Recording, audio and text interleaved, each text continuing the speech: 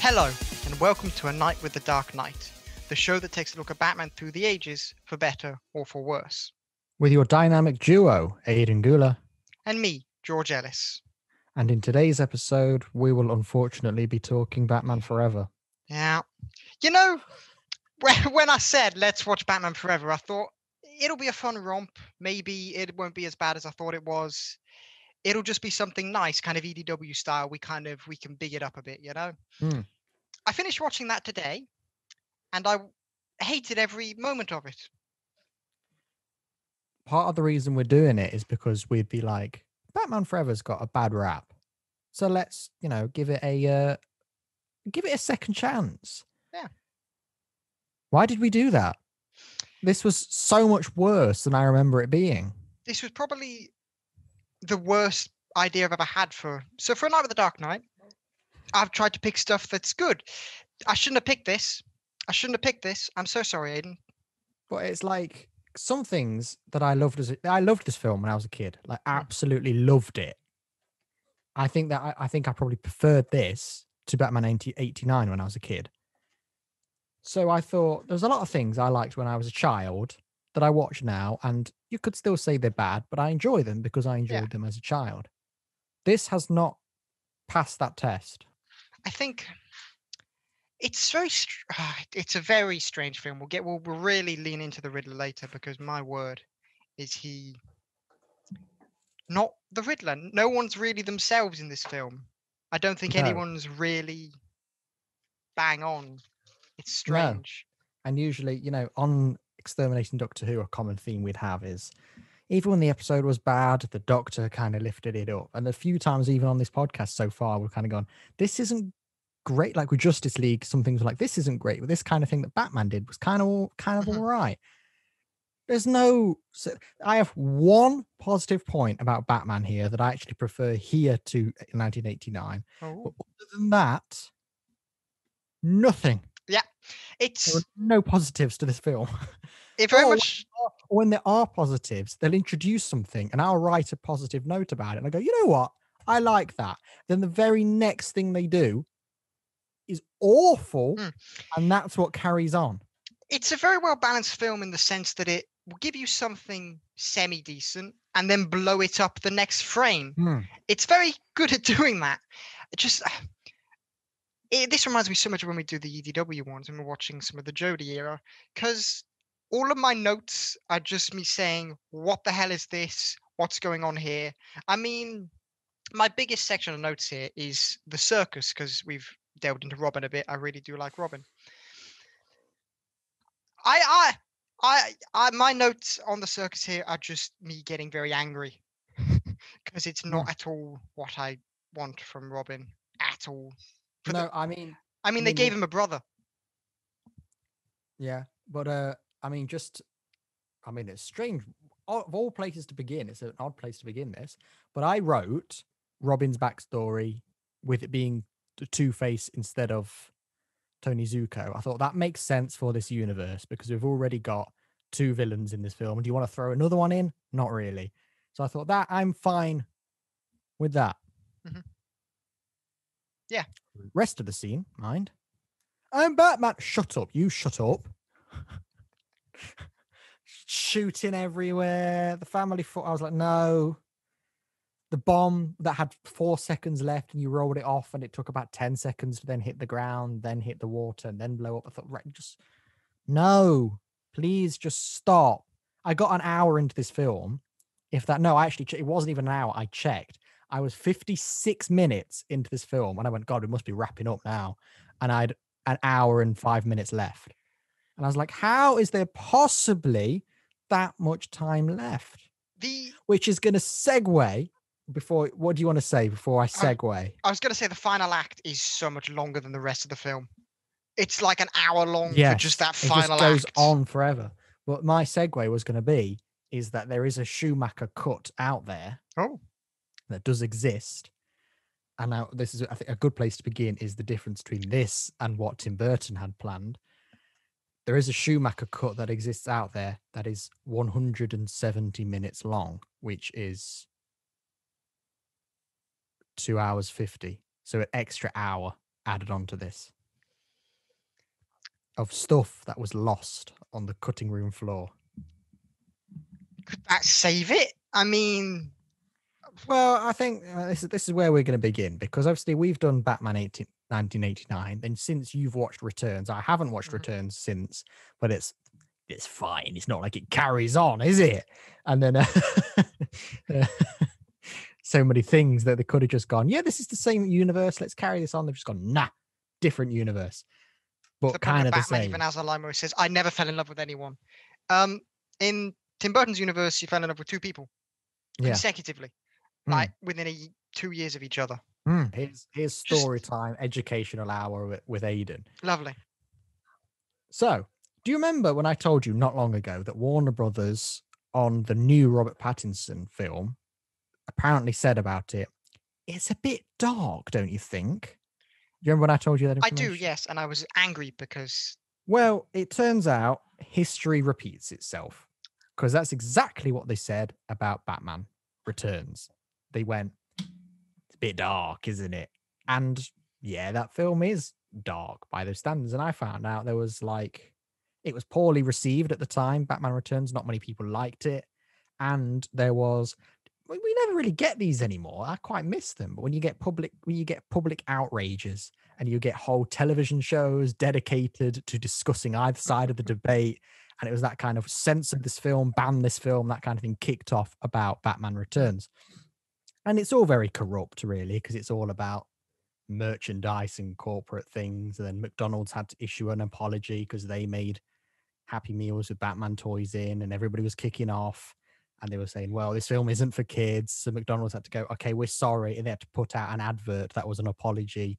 I was over all over Batman Returns. So when they came to do Batman 3, this is not a word of a lie, Warner Brothers said, how do we make this McDonald's suitable? Their one goal with this film was to make it suitable for McDonald's toys. Great. So when you look at this film from the perspective of it's a 2-hour-long toy advert, you suddenly go, that tracks. But it's not just a toy advert. That's an advert for McDonald's toys, which are the worst of the worst toys. Yeah, and further merchandise. Yeah, I know, but that's... Yeah, there are going to be some people in Warner Brothers that understand it, some people that don't. But the thing when it comes to a lot of these live action things from this track record is that the people who don't quite get the character, who are maybe more the marketing side for the toys and stuff, they get involved and kind of tip it the wrong way.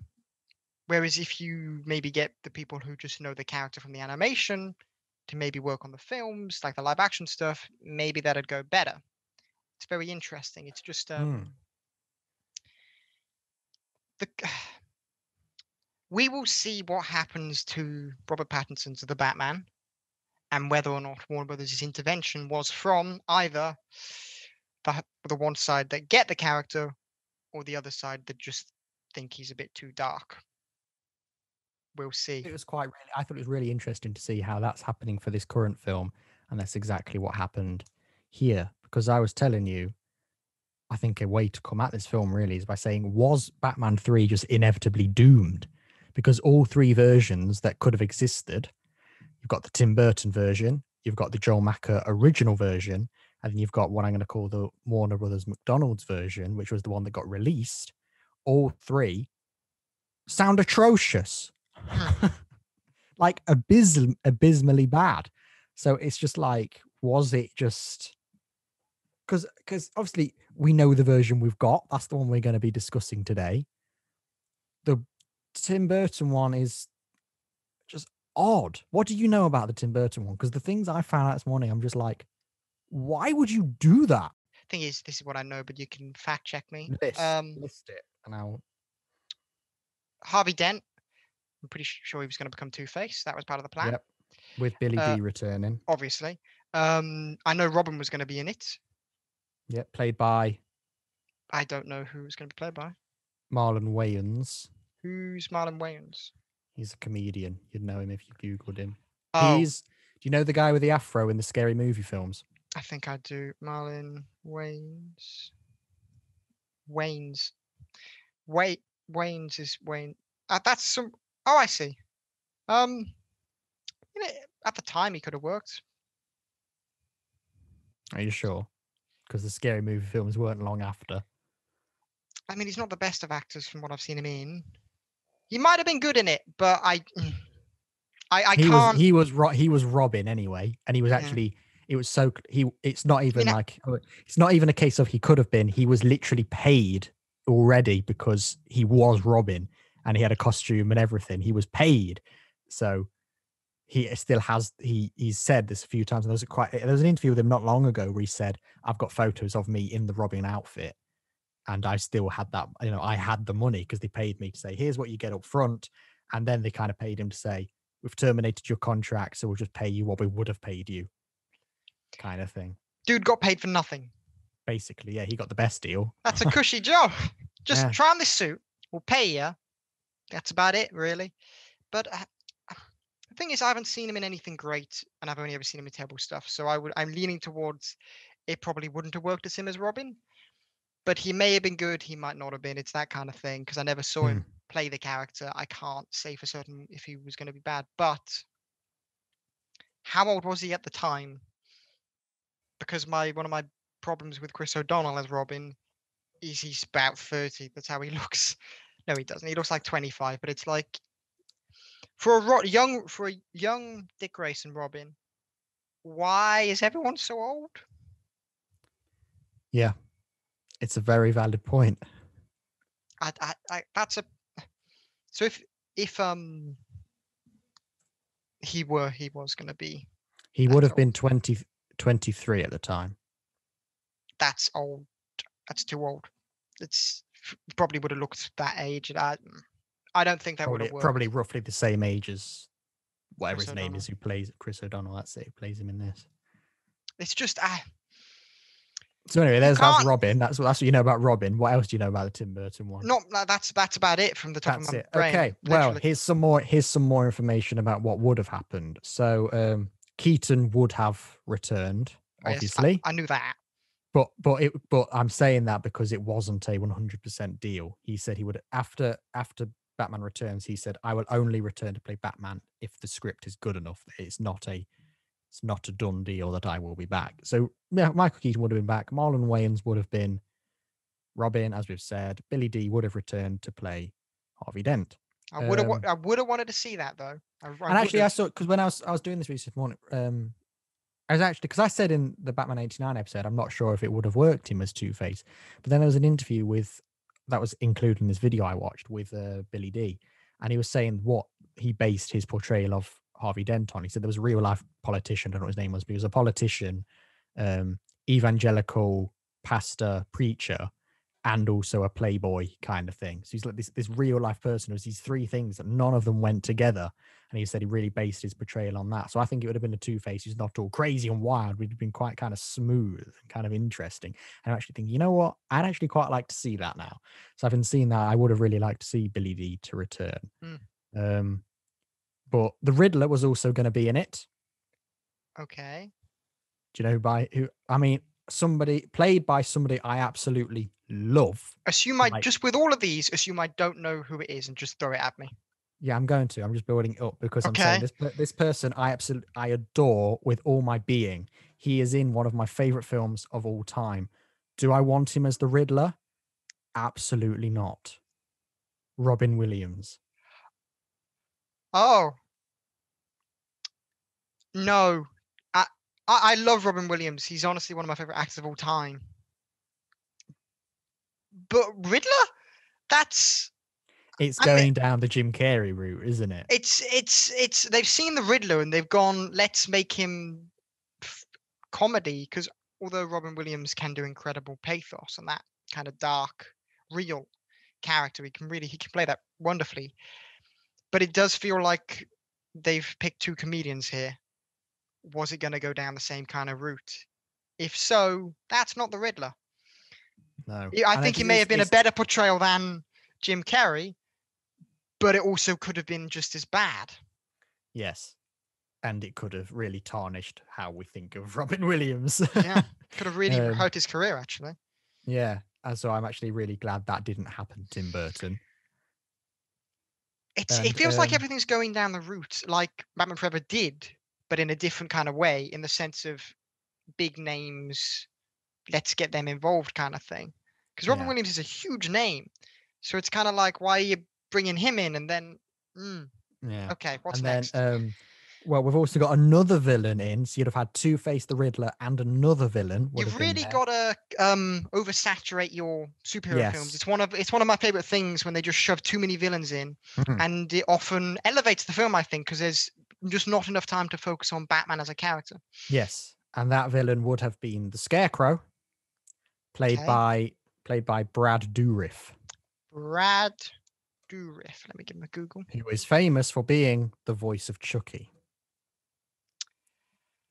I know his face. I'm just going to Google what else I know him from. But I mean, I've Googled his face, and as Scarecrow, depending if he played that little bit tamer, perhaps, or if he went a bit crazy, I'm not opposed to that idea as Scarecrow. oh, I know why I know him. He plays the sheriff in the Halloween remakes. That's why I know him. So he's somebody who's known for horror then. Okay. That's why I know him.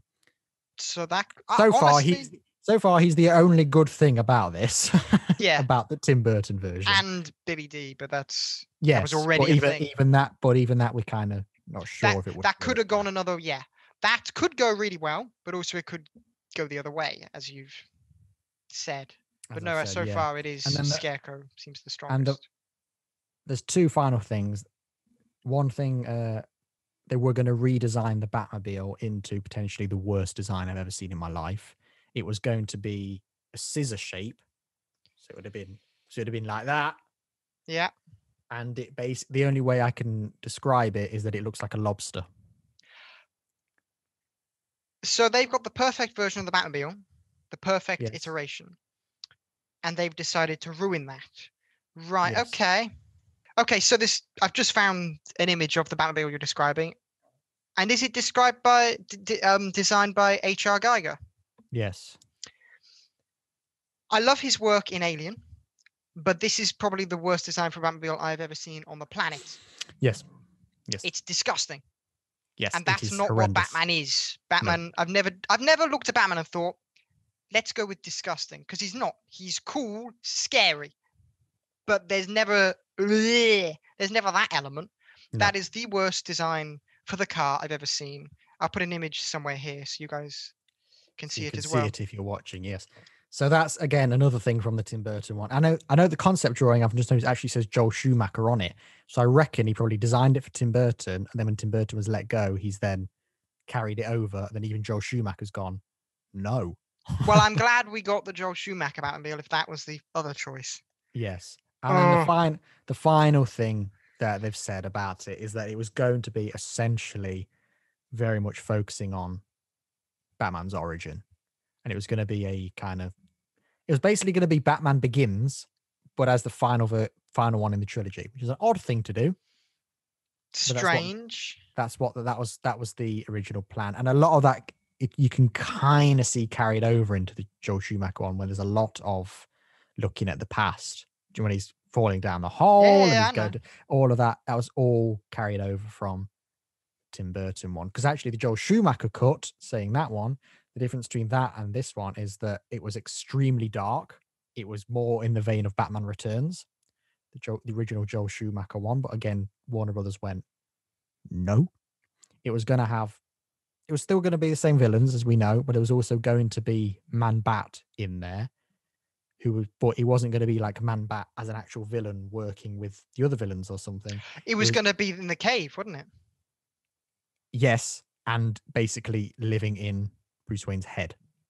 It was going to be he's facing part of his demons have taken the form of Man-Bat within his own head.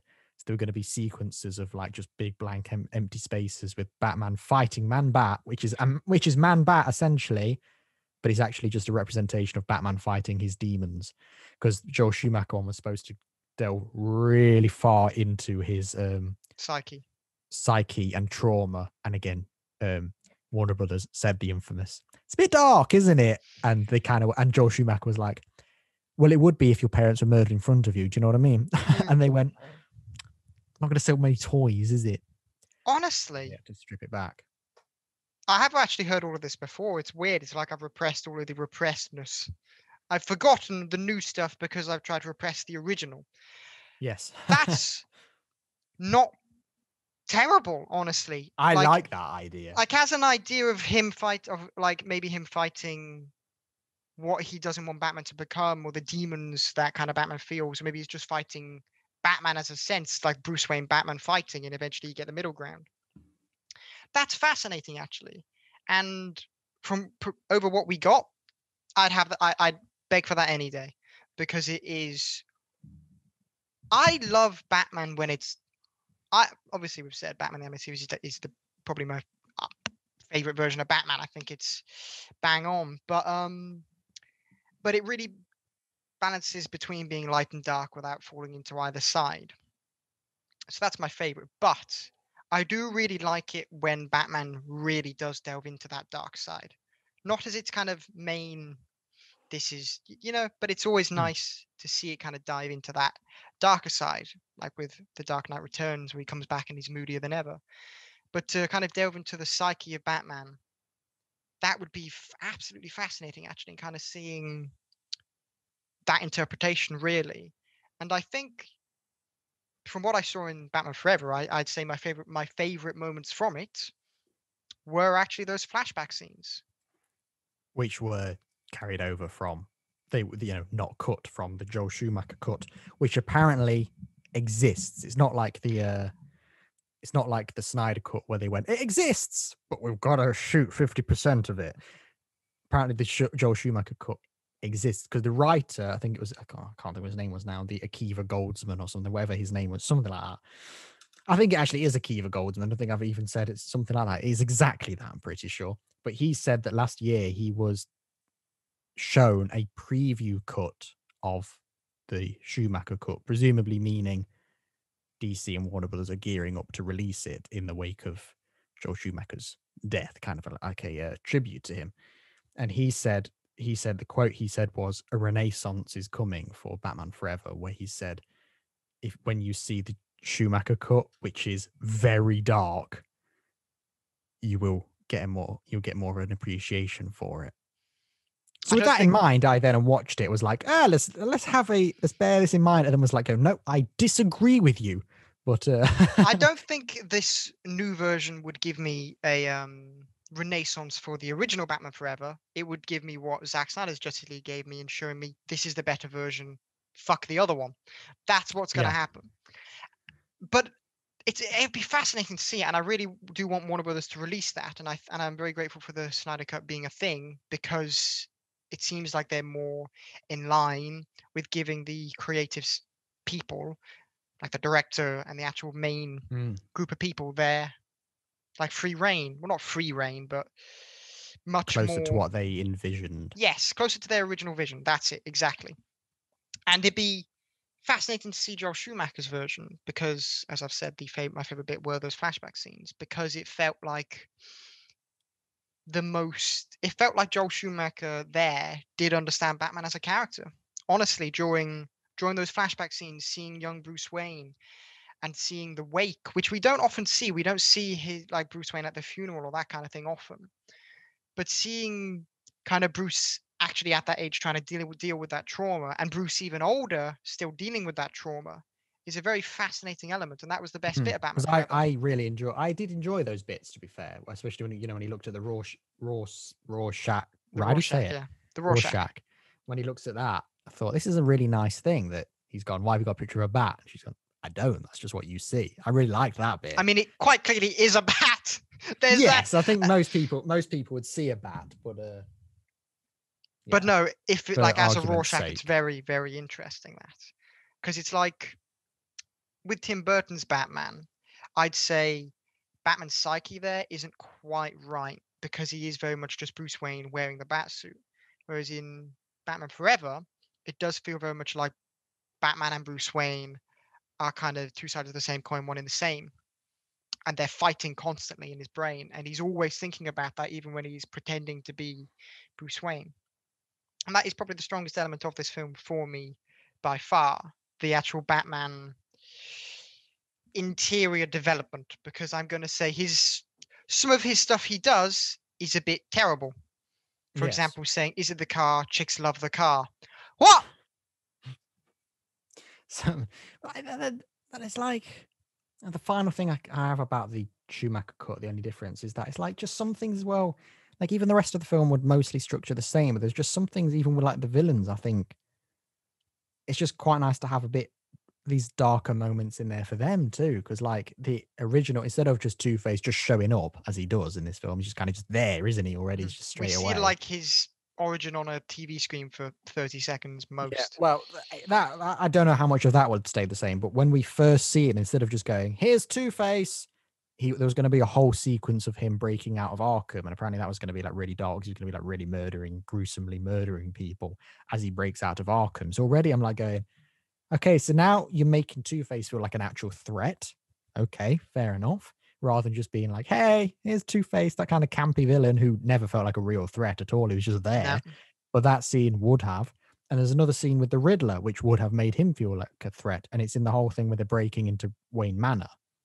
Instead of the goons just bumping into Bruce Wayne as they do in that, it was originally going to be Bruce time, and Riddler was going to come in, blow things up, and then use his, question mark gun staff thing, and he was going to really beat Batman down to end. And it was just going to, because it was Batman at his most, Bruce Wayne is not expecting this attack, and it's just going to be, and what's the word? Incessant attack on him. And I thought that again makes the Riddler feel like a threat rather than just like putting these smoothie makers on people's TVs and then something happening after that.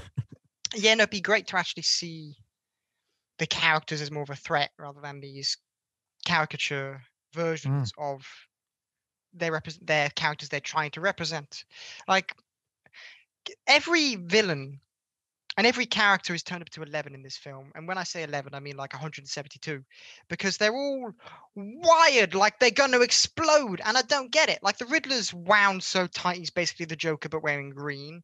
And Two-Face is wound so tight that I don't really know what's happening with you, dude, because I know you got a split personality, but there's only ever seems to be one personality, and that's I'm a bit loony.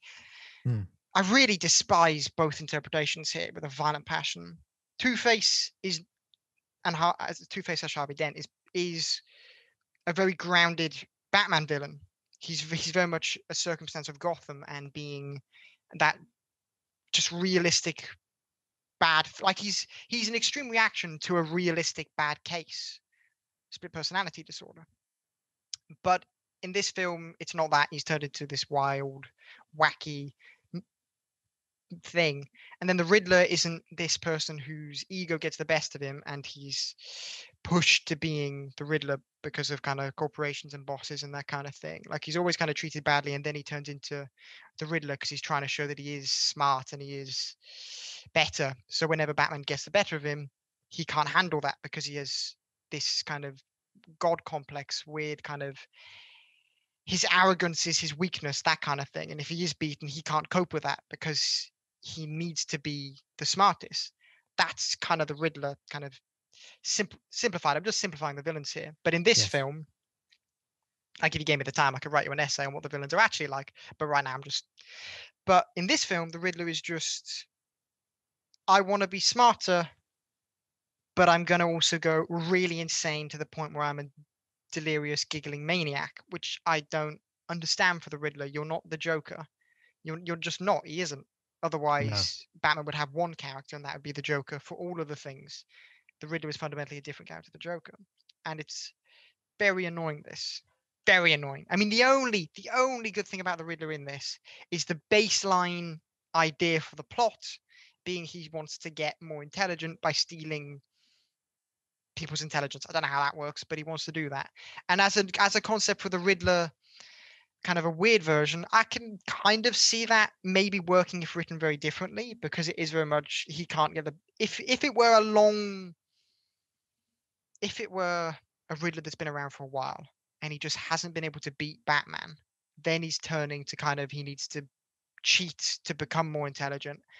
And Riddler cheating is very much a thing he does that I could get behind, like that could maybe work. This film decides to make that some sort of obsession where him getting smarter is just because he wants to be smarter. There's no reason really, if I think about it, for why the Riddler wants to be smarter, other than Bruce Wayne said no because he was being a bit of a, he was just being, and Bruce was like, all right, I'll give you a fair chance. Then he was like, I think I deserve it. And then Bruce was like, all right, then no. And then he had a hissy fit. Basically, it's the Riddler having a hissy fit with this whole film. Yeah. And that whole plot I wrote, it's very comic booky because it's like kind of doesn't make sense. And I thought, I can let that go. But then after a while, I kind of thought, why is this plot even happening? Like, what are your motives behind this? What is actually the effect of this? Because the most we got was, some people say it turns you into zombies, but that's what they said when they first launched TV. And I was like, all right, is that the end of the threat here? What's Batman actually dealing with? And that plot wasn't even introduced until I checked 1 hour and 1 minute. So for 1 hour and 1 minute, we're just treading water and we haven't actually got anything for the detective to be detecting. It's just like Two-Face is out there. It's a problem. But I'm sure there's plenty of other villains out there right now. There's not just one villain in Gotham at any time, is there? So that's not just our thread. You don't open an episode of Batman the Animated Series going, I've got villains. It's like, yeah, I know. Go deal with it then. It's like, that's not a plot for an hour. So it's not that even that nonsensical smoothie maker, as I kept calling it, because I thought you look like, a blender, or rather. It is literally a blender. They've obviously, the art department have gone blender, wings. And I thought, well, what are we achieving by this? What are you trying to do? Even when he's first with the really camp guy at Wayne Enterprises, and and the fish are coming out of the TV, I was like, what are we achieving here? Like, what? I'm getting more intelligent. Why? What do you want? Like, There's no sense of wanting. No, there isn't. There isn't. For Riddler as a fundamental character, if he did have the background of fighting Batman for ages and not being able to beat him, then wanted to get more intelligent, that makes sense. Then the story can have something. But for a brand new character who we have no idea what he wants, so why the hell he's even working at Wayne Enterprises, Bruce isn't dumb enough to hire someone like that. Nothing works. It's very much like the film's just gone, here are your characters. They're the characters have fun with them. And that's it. If you can't tell, listeners and watchers, we're not a fan of Batman Forever, to the point where we're just... But it's surprising, though, because it's like, you could say, well, nobody's a fan of Batman Forever. But it's like, I really thought I would be. I said to you yesterday, because you watched it last night, I watched it this morning. Well, I watched half last night, half this morning. Yeah, because you couldn't take it. And then I was saying to you, I'm probably going to have a lot of fun with it. I really expected to enjoy this, because there are films that are bad from my childhood that I like. You're going to say, like what, Aiden? And I'm going to go, I can't think of any right now. But I suppose the best example I could probably think of is like Ghostbusters 2, for example. I see nothing wrong with Ghostbusters 2, but not many people are a fan of it. That kind of thing. Yeah, I'm fully with you there. There are things from my childhood which I'm like, it's fundamentally bad, but I really enjoy it because it's from my childhood. So I expected this to have the same effect. Maybe it's the fact I've not seen it in, I reckon, 12 years. I reckon since I've seen this, maybe the 10, same. Maybe 10 at least. 10 at least, maximum about 13, somewhere in there. So maybe it's the fact I've not seen it for a while, whereas other things I've seen more regularly, I can have more of an attachment to it.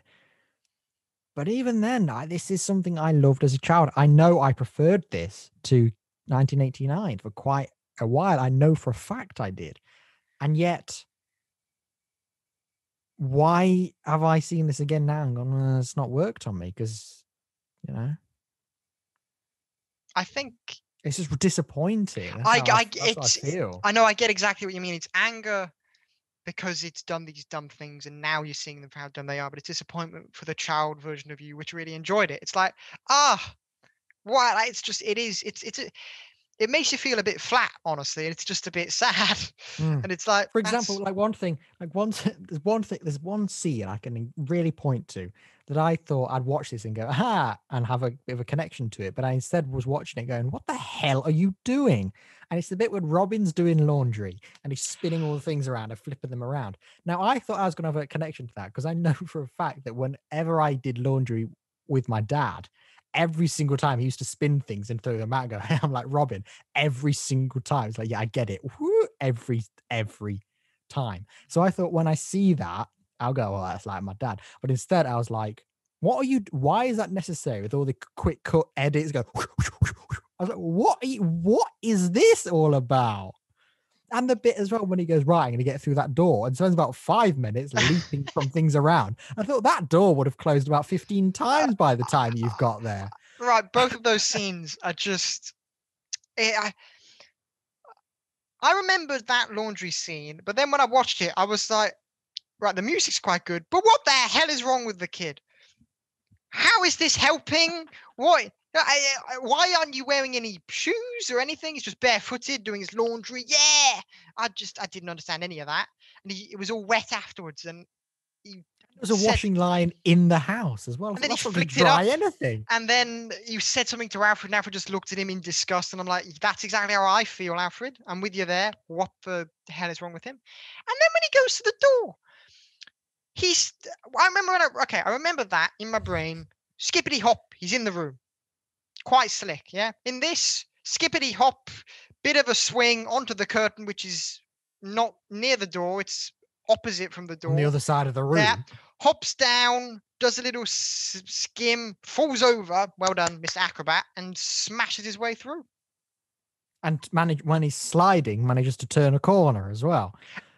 I just remember that. Because it's the door, corridor, vase shelf, I guess you can say. Thing, yeah. It's like it's a corridor that it isn't door that there. So he went in and then went way and went the other way. Like, how is that possible? I mean, is that what acrobats can do? I mean, neither of us are acrobats, so maybe there is something you learn when you slide. You put your hand down and you can really whip around a corner. What? And then he rolls into the Batcave, and then the Batcave has an intruder alert, which its response is, mind you, showing off all of the stuff in the Batcave.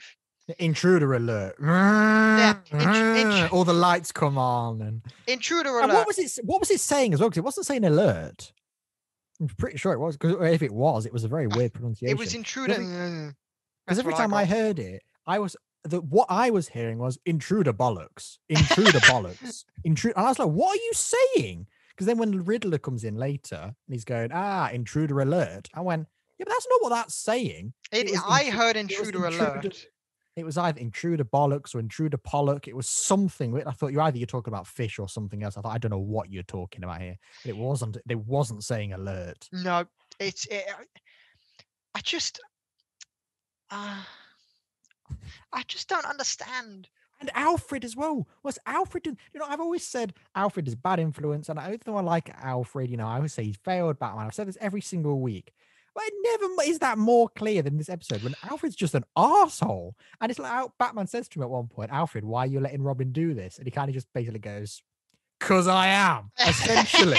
That's basically what he says. It's like, Alfred, you should be discouraging this. You've seen the destructive path it's taken Batman on throughout his life. So you should say, I don't want this to happen to somebody else. And instead he just goes, do you want an outfit? And then later on, he has a nice rubber suit, which implies that Alfred, quite early on into Dick Grayson being adopted, went, I'm gonna get a suit made up. Probably for him. The first time he saw the kid come back with Bruce, he was like, I've seen this happen. And he was like, yeah. Second one. Like, the average batting average for turning orphans into superheroes is 2 out of 2 so far. No, it's not actually anything to do with Bruce Wayne. It's actually Alfred orchestrating the whole situation. Bruce Wayne in this film. The other week, I said Bruce Wayne groomed Dick Grayson. And I said, no, that's wrong. Alfred Pennyworth groomed Bruce Wayne. But with Robin, because we're talking about Robin a lot here, but I just want to mention that damn circus scene, as you've mentioned a little bit now.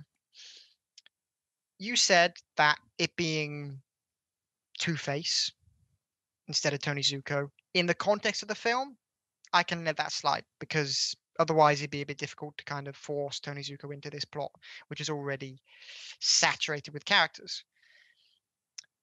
But the whole circus scene is really annoying. I'll read you some of my notes here. The circus is very interesting. Fuck me, the Graysons are old. And why are there four? And why is there a net? Finally, the net goes away. And Robin is so old. Oh, for God's sake, why is Two-Face and not Tony Zuko? Bruce shouting, "I'm Batman" is kind of noble, but basically pointless. But again, it was him. A common theme that's carried on since Batman '89 actually is that this Batman's kind of fast and loose with his identity. And well, not really, because in Batman '89 it takes him a lot to pluck up the courage to say I'm Batman. But then eventually it's just like, yeah, I'm Batman. It's actually probably more in line with Ben Affleck, actually, who was just showing up to everybody, going, "Hey, I'm Batman. Hey, I'm Batman. You know, I'm Batman." And this one is kind of just like the way he just stood up immediately. He didn't even take in any sort of emotional torture. He just immediately stood up and just went, "I'm Batman." Yeah. Oh, nobody can hear me. Anyway, I'm going to leap around now like I'm Batman. I do find it kind of noble that he was willing to kind of sacrifice being Batman to save everyone, and that I do feel is very Batman-y. Maybe, but maybe if he'd have focused on because yeah. I think it's maybe just because my vision of Batman and Spider-Man or Spider-Man are identical in the sense that they should never ever say the words "I'm" followed by the superhero name. I just don't think they should ever really No, I get their that. identities. I get that. I think it's kind of noble. If he'd had to have given away his identity, I'd have been like, that was a bit dumb. But I think it's kind of noble that he tried at the very least. But yeah, no, if he'd have decided instead of shouting "I'm Batman" and instead went to get his suit and then come back, he would have saved a fair few minutes and probably saved everyone's lives instead of just kind of, "I'm Batman. Well, time to run around in this suit. Hopefully Two-Face doesn't see me. We're right here." But he's blind as a bat for some reason. Just that whole circus scene started off with being, "Oh, the circus. I like Robin. Let's see how this goes." And then it just lost me with all my notes there. I don't know why there are 4 Robins. Dick Grayson has never had a brother. In the most recent comics, there is like they're exploring the idea that perhaps Dick Grayson has a sister, so that is very interesting. But before literally last month, in continuity, Robin has never had any siblings ever. Like, that's just not the case. And he's not 35 and his parents are doing like his parents were over 50 doing acrobatic stuff. And I'm like, that's got to be bad for your joints. Just the entire Flying Graysons section really annoyed me. And if you listen to the Batman Animated Series episode, I really like Robin. I really do. So this really annoyed me actually, because it's like, what have you done? You've completely. I can firmly say there's only one Robin moment I liked in this entire film, and you know what I'm going to say is when he went, "Holy rusted floor, Batman," and then Batman goes, "What?" And he goes, "The rusted floor, it's got holes in it." I really liked that bit because I thought, okay, that's very witty writing, that is. But other than that, no. I like that bit, but also if you actually listen carefully, Batman doesn't go "what?" He goes "huh?" Like, we're in the most guttural, unintellectual voice I've ever heard. And then Robin says what it is, and Bruce just says, "huh." He doesn't say any words. There's no words there. Batman just makes noises. Well, I think that can take me now on to Val Kilmer as, you know, his acting in this. You know, I was saying to you the other day, I was reading an article about Val Kilmer because there's a documentary coming out about him soon, about how essentially he's just a maniac. And I thought that's actually I thought it was quite amusing, but apparently it's just like, and nobody liked working with him. And they're saying especially on Top Gun, nobody wanted to be left in a room with him because he was just mental. And, you know, you can see, I think there are a few, with that in mind, there are a few scenes in this film when I could see some people kind of looked slightly uncomfortable around him. And I thought, like a few times when he was with Nicole Kidman, I thought, I mean, Nicole Kidman was married to Tom Cruise, so she should be known for being around crazy people. But even she looked in some scenes was a bit like, and I thought, okay, when you're looking out for it, you can tell. But one thing I can say about, when we did Batman 89 as an episode, and I was saying how charming he is as Bruce Wayne. He's like really smooth and he's slightly awkward, but he's kind of really likable. This is perhaps the most wooden Bruce Wayne I've seen in my life. I'm Bruce Wayne. Nice to meet you. Is that it? Okay, sure. I honestly, he was a bad casting choice for Batman and Bruce Wayne. There's no charisma. I don't as Bruce think his Wayne. Batman's too. I don't think his Batman's too bad. I don't think his Batman's not great either, though, is he? Barring like things that has obviously clearly been directed to him, like when he turns and kind of goes, I thought that's clearly not your decision. That was can you turn and give me a shocked look, please? But there are a few times, like the one thing I preferred over Batman 89, for example, is I prefer his fight scenes to Keaton's, because I thought he was a slightly better fighter, and because also the thing out of his control, they've clearly refined the neck. So instead of going all the time with all the it big, is still quite. It's still quite restricted, and he can't quite fully turn his head. But when he was looking to the side, it was easier for him to move rather than Keaton doing his whole, my entire body needs to move if I want to look over there. Which seems terrible for a fighter to have a restricted neck, because that's an important part of fighting, being able to see where the hell I your can only opponent fight is. unless you're in front of me. I can't see you and I can't get you. I'm just wearing blinders. So I preferred. There was a fight scene. I can't think of where it was in the film, but it was in a corridor, and he was fighting Two-Face's goons, and it was quite dark, and his cape was flapping around a lot. And I thought, you know what, this actually looks really cool. And I thought, this is actually, I prefer this over Keaton. And the bit even later on when it's the awful scene where he smashes through the ceiling, and Riddler's like, he got a better entrance than you. There's a bit there when he's fighting those people on that dance floor. That scene. Oh, it's awful though, isn't it? But when he's fighting people on that dance floor, I thought, you know what, that fight is quite good there. So I thought, if anything, I prefer over Keaton. Kilmer's the better fighter. It's like when he's in the Batman suit, I'm like, you know what, I'm relatively fine with you. As soon as you're out the Batman suit, I'm like, get that man back in the Batman suit, because he can't do anything. Okay, I do feel like when Val Kilmer's being Batman, he is better than when he's being Bruce Wayne 100-fold. Like, I wouldn't just say when he's in the suit, when he's like being Batman, like when he's in the Batcave, when he's not trying to put on the Bruce Wayne attempt at charisma, he's better. And I will say his fight scenes are much better than the Tim Burton ones, because they're probably better choreographed, the suit's probably better. There's just a lot of layers there, and they are just better. And I do feel like there is a more of kind of Batman doing Batman stuff, rather like in the suit. Yes, okay, he's quite good. And I will say that entrance in the casino, I quite like that. I've always had a soft spot for that bit, because I've always liked the I don't know, it's always kind of stuck in my brain, that line from Jim Carrey where he says, your entrance was good, his was better. The key difference, showmanship. I've always really liked that bit, because I feel like Batman has got to have great entrances, and coming through a skylight is a great entrance for Batman. So that bit, the entrance and the line, and then the beating them up, I really do like that bit. It's probably one of my favorite bits from the film. That if he came in and beat people up, go for it. I'm not a fan of things where things happen and then somebody points out what just happened. It's like somebody it's like somebody tells a joke and then you go, right, so I'm just going to explain this joke to you. It's be like, yeah, you've kind of ruined it now. If it was just smash through, drop down, beat people up, I'd be like, this is still cheesy as anything, but you know what, let's go for it. It's when he points out that's an entrance, it's like, yes. But then again, it's probably just because every single time Jim Carrey spoke in this film, I wanted to slap him. So again, it's probably because every time Jim Carrey spoke in this film, they kept it in the edit. It's also what that feels like. They paid all the money for Jim Carrey, line, yeah. So they just kept every line in. Because I feel like I feel like he gets more screen time than basically any other person in this film.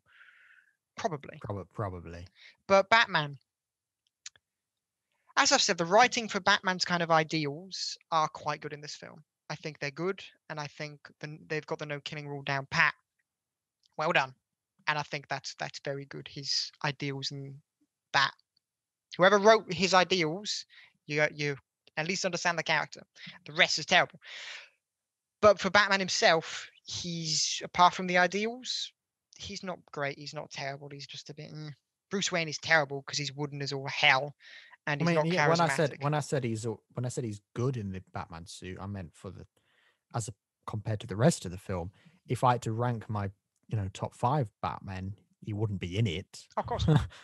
But I said top 5, not top 10, because I don't think I even know 10 Batman. But top 5, he wouldn't be in it. But he's not a good Batman by any chance. But I by just don't any have much stretch of imagination. But I don't have loads to say about Val Kilmer's Batman because it isn't because he's just really. there. It's not outstanding. It's not absolutely terrible. It's subpar, like it's below average kind of quality. But it's like you were fine on screen, but compared to everything else that was on the screen, I could at least sit there and not stab myself while watching you. Like, just I would, if I had to compare him to anybody, the person I'd compare him to is George Lazenby's James Bond. And the reason I'd say that is because he became in between Sean Connery and Roger Moore, 2 incredible James Bonds. And then there's this one guy who just did one film in the middle, which is an amazing film, actually. But that Bond, you kind of just forget he was actually there. And you kind of go, oh, yeah, I forgot he played Bond. And I'd compare him to George Lazenby because you've come from Michael Keaton, who is, by all intents and purposes, a great Batman. Mhm. And then you're on the other side of that, you've got George Clooney, who is, by all intents and purposes, the worst Batman we've ever known. So there's these massive personalities, essentially, that kind of dominate. And in the middle, you've got this one guy with one film called Val Kilmer. And you kind of go, oh, was he the guy from Top Gun? I forgot he played Batman. And he kind of has that same effect when he's just there. And he does a decent job. Unlike on Her Majesty's Secret Service, the film isn't amazing. The film, I don't know, this film is atrocious. But you kind of go, he wasn't bad, was he? And that's where the sentence ends. Yeah, I mean, he wasn't bad, and I think the crux of this version of Batman for me, like my favorite, like probably the strongest, let's say, section of this film, is I'd say from the very beginning up until the kind of the end of the vault scene with kind of the helicopter chase. That whole that bloody annoying guy. It's boiling acid! Shut up. I mean, that's my hearing aid. Would you have known it was boiling acid if he weren't shouting it's boiling acid every other second, Aiden? No, you wouldn't. And I just don't dispute that because his glasses fell into it and fizzled away. I can work out it's acid.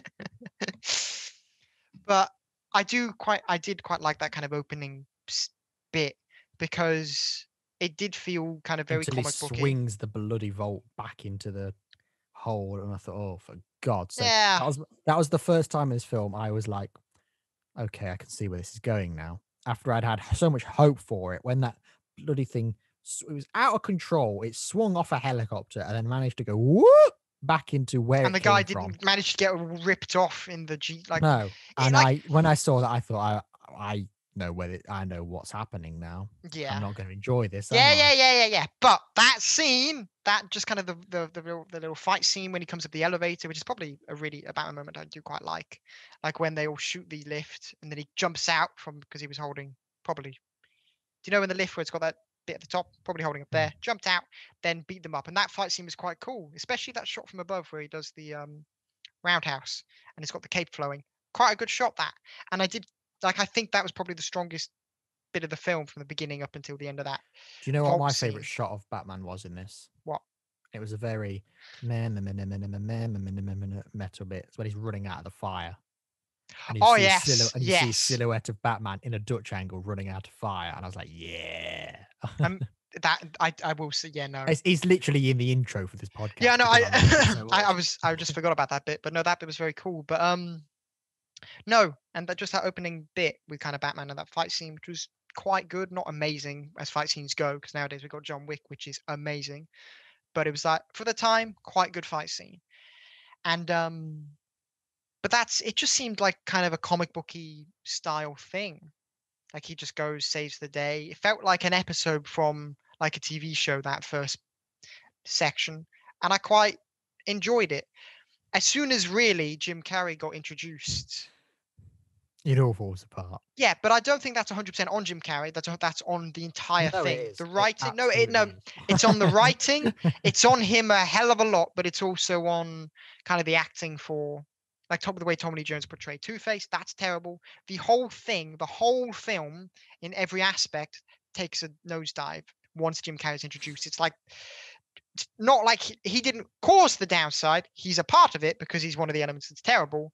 But it's like as soon as that moment happens, the rest of the film forgets itself. So that's where I just think it loses itself. But it does start off terribly by Alfred saying, "Should I have packed your sandwich or something?"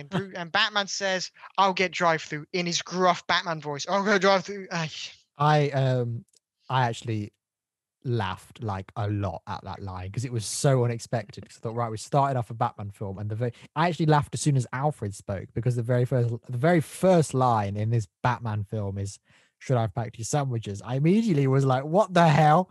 And then it followed up by, "I'll get drive through," and I thought, "What is?" And I was laughing so much at that point, and I thought, you know what, I'm gonna have fun with this film. If And it then kept that level, and then it's boiling ass, and I thought, no, I'm not gonna enjoy this film, am I? if it had kept It that changed level of very kind quickly. of not self-effacing humor, but like it knew itself kind of humor, like that sandwiches joke. That feels like kind of the characters know themselves. That's why I liked the holy rusted floor Batman or whatever, holy rusted metal Bat. That's why I like that line. It's So self-aware humor. you That's know what you're doing there. yeah. Yeah. If it had kept more of that self-aware humor, I think it would have been better at trying to be lighter. Instead, it goes into this realm of humor where it very much feels like it can't do one or the other. I'd say the overall film, like you've got you've got this dark version that Joel Schumacher wanted, but then you got this light version which the Warner Brothers execs wanted. But in the middle, you got this clash here, so it's not really doing either very well. That's the thing. If you don't have a focused vision with anything in life, it's gonna be conflicted. It's just how it is. But I think it's ending it on Batman is probably a good place to stop, really, isn't it? Yeah, By saying, is this film as bad? Is this film as bad as you thought it would be? it's worse. Same, yeah. I I'm a typical film person who uses Letterboxd. Oh, don't come at me, but I use Letterboxd. So I went on afterwards to rate this film, and my rating was, it was at 3.5 stars, based on nostalgia from when I was logging as many films as I could remember that I'd seen. What's I it went out of on on Red Letter? Is it out of 5? out of 5, yeah. Okay, I was about to say because if 3.5, I'm like that's quite low. But no, 3 out of No, 5. out of 5. Because when I got my Letterboxd account, I basically just logged every film that I could remember I'd seen with a rating of how I remembered it to be. So that was based purely on nostalgia, three and a Okay. half stars. After watching it, I re-rated it 1.5 stars. That's quite a dip there, Aiden. And that half star was for nostalgia. So really, my true rating of this film is 1 star. It is terrible. It doesn't do anything really well. Like as I've said, the only like strong element is the ideals that Batman has. But that's basically it. Like there are nice little bits, like all we use is some gadgets. The cave entrance is quite nice. The car is adequate. I Like didn't there like are the things. car. I didn't like that. It's adequate compared to what I know we could have got now. Like that's just what it is. Compared to the Lobster, yeah, I prefer it, but Yes. I still hate it. Oh yeah, it's not a great car. It's very comic booky, but it's not a great car. I don't. It's way better than the Batman and Robin one, which turns into just neon lights. It's just no right. It's just they're just this film is. There's some good moments here and there. Okay, there are some nice things, but it's just not mind blowing anywhere at And all. if I had to say, do you think Batman 3 was doomed either way based on all 3 versions that we could have had? Would you say whatever we'd have got, we'd have had a bad film? Um, no, I'd say the Tim Burton one would have been bad. I'd say this one is bad, but I'd say the Joel Schumacher darker version would have been at least better than either of them. True, but it's only an hour of cut footage, bear in mind. So there would still be a lot of this film remaining. Well, maybe it'd be different. Maybe it'd be a lot of this. Maybe it'd be like an hour of this film taken out, that bit slotted in. No, it was an hour extra. Yeah, maybe if he It was just an hour. It was just an hour extra. Just swap the bits. It was this film with a couple of things changed, but as a whole, it was just an extra hour that was cut. So would that extra hour dilute this, or would it just go, there's a good hour, but I think it if we kind just of had that one, if we just had that 1 hour release, they'd be like, wow, this film's good, isn't it? But what it does is it kind of get the says other to two. me, what my mind is doing is it's looking at this saying, oh, there's this potential version of this film that is good, and I'm putting in all in my brain because I haven't seen this extra hour. I'm putting in all of these elements that would make it better. So I'm hopeful that it would be better. That's probably why I'm giving it a bit of a chance. But if I think realistically, I will agree. It's probably terrible. I think that hour would be good with him battling Man-Bat and delving into his psyche. Other than that, Yeah. I just think whatever version we'd have got of this film, when it was the Tim Burton version, who got an executive producer credit on this, did you notice? I noticed that, yeah. But do you know how much influence he actually had on this film? Money. He had one conversation with Schumacher. What? Why that was it? That was it. But as a courtesy, Warner Bros. Went, we'll credit you as a producer, even though he had no input. They probably credited him as a producer, not just because of the conversation, but because they knew the name would probably get people to watch it. Potentially, but what I read was they basically went, we'll give you producer credit and we'll let you meet with Schumacher. So we had one conversation with Schumacher, and then never touched Batman again. It is just a I will. You've brought me round there by making me see sense. This film probably. I just think this film was doomed. Yeah, it's all doomed.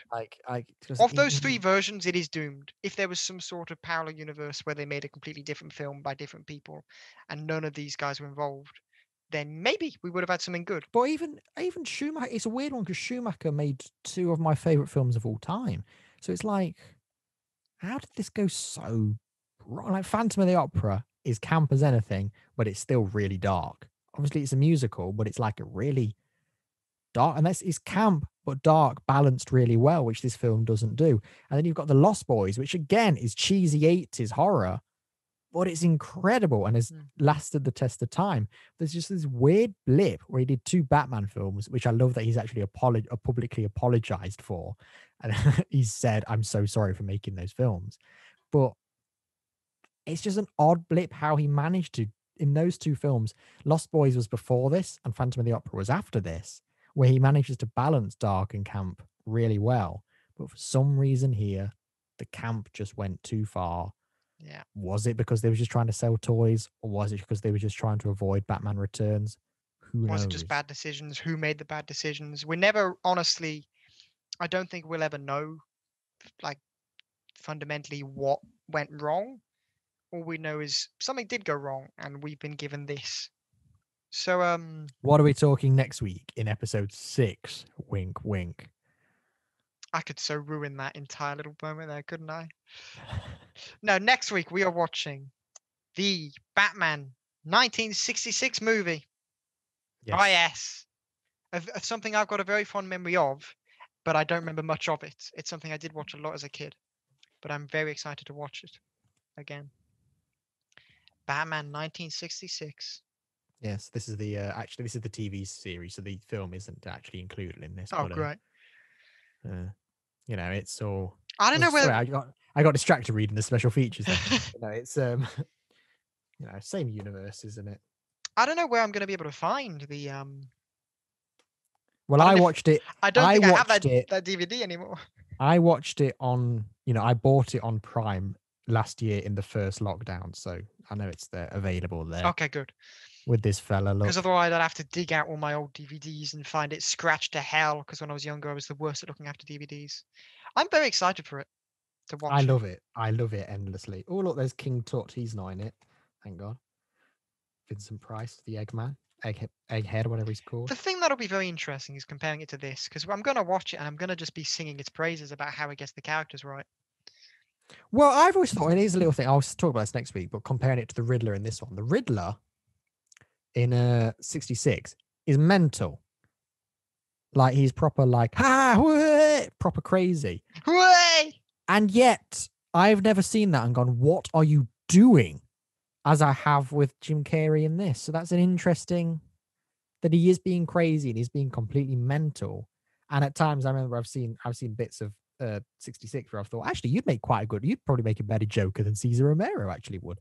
But interesting that I've never been opposed to it as I have with what I will post Jesus to you, Christ, Raiden. look how many episodes are in series 2. My word. What I will post to you, though, Raiden, is when you go to watch this film, I know there'll be nostalgia. There will be with me as well. Try your best to just look at it a bit more critically. Yeah, I will do. Because I'm very interested. But you do know I am Oh, you're a huge fan. I know. Very big fan of the 66. But it'd just be very interesting to hear you. I'll be watching it. No, what I want to hear is I want to hear you justify why you like it so much. That's what I want to hear from you. Yeah, I will. But I know, because I'm doing this critically. I'm saying this jokingly, but I will say, I will be watching it going, I love this film. But I will also be going, but come on now. I'm very excited for this. But no. Thank you very much for listening, everyone. Yes. So join us for that next week. Yes. Same bat time. Same bat channel. Bye-bye.